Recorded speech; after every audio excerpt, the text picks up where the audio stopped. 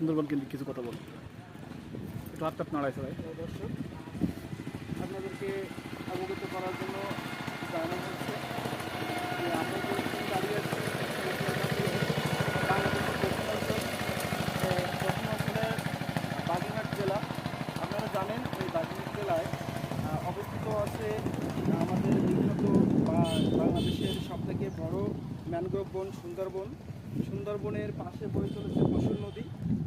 হ্যাঁ গাইজ, আপনারা জানেন যে পশুর নদীটাকে ঘিরে অনেক অনেক স্বপ্ন আমাদের এখানে গড়ে ওঠা ছেলেদের। তারা এখান থেকে স্বাভাবিকভাবে নৌকার বিষয়টা কিছু বলো। জেলে নৌকা বলো। স্বাভাবিকভাবে আমাদের জেলেরা এরকম ছোট ছোট নৌকা বা অথবা ট্রলার নিয়ে মাছ ধরতে যান এবং একটা নির্দিষ্ট সময়ে এসে এটা মেরামত করারও প্রয়োজন হয়ে পড়ে। আসলে মোট কথা হচ্ছে জেলেদের জনজীবনটা অনেক সংগ্রামের, অনেক কষ্টের। তারা অনেক কষ্ট করে নিজেদের পেশা নির্বাচন করে মাছ ধরে তাদের জীবিকা নির্বাহ করে, তাদের সংসার চালনা করে।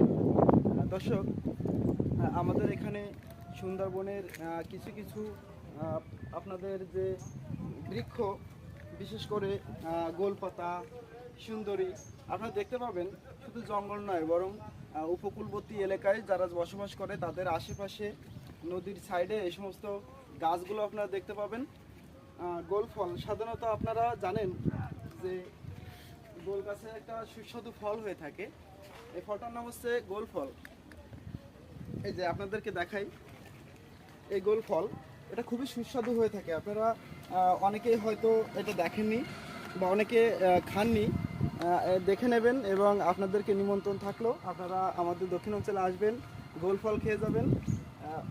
গোল ফলের পাশাপাশি আমাদের এখানে জঙ্গলের বিভিন্ন ধরনের যেটাকে বলা হয় মধু, বিভিন্ন ফুলের মধু পাওয়া যায়। আপনারা চাইলে আমাদের সাথে যোগাযোগ করতে পারেন। আপনাদেরকে মধু পৌঁছে দেওয়ার দায়িত্ব আমাদের থাকবে।